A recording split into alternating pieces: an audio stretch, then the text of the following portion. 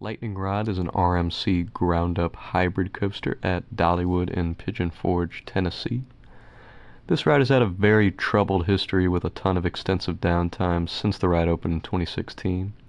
But I got the chance to ride this beast this July, and it seems the recent improvements to the ride, with the added iBox track, has made this ride run a lot more frequently.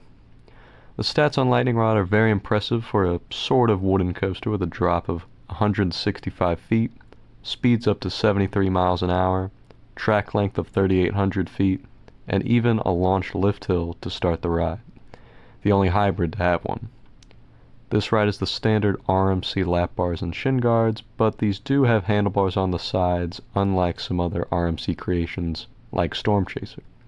The restraints were very comfortable and gave me plenty of airtime room in my two rides on the attraction. There's actually a good amount of theming throughout the queue line, with an actual hot rod car in the entrance to the line, and various tools and signs throughout the building. I didn't see the full queue line, however, because I only rode in the single rider line, which I strongly recommend if you don't mind your party being split up.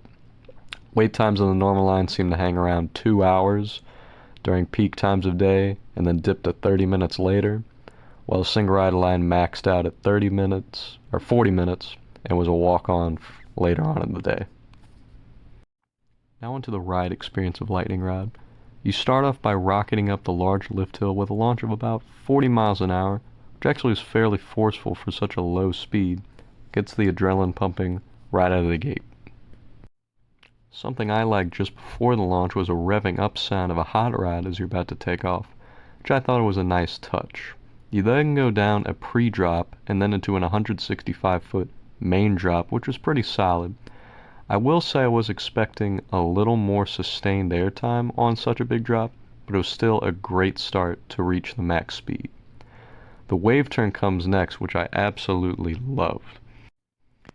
I love the wave turn so much because it was sustained floater airtime, but sideways, which was the first element I really felt like that.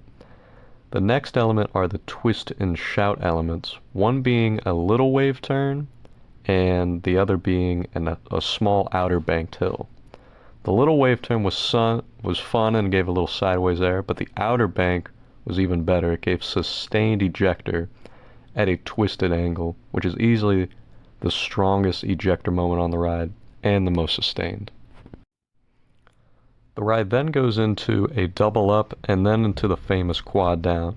All of the moments giving really strong ejector, but not quite as much as something like the trick track double up on Storm Chaser. Then goes to one final airtime hill, and then into the half loop turnaround, which gives a little airtime moment in the front, and then into the final brake run.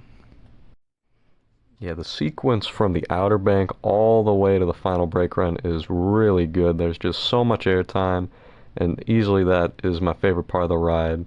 If I wanted to focus on one thing, it would definitely be the quad down finale, which is pretty much what everyone says, but it's just really cool going down that mountain and getting ejector airtime on every single hill, like really strong shirt lifter airtime, as I call it, and it's just easily the strongest part of the ride for me. Overall, Lightning Rod is an insane ride experience, and it is a non-stop from the launch to the final brake run.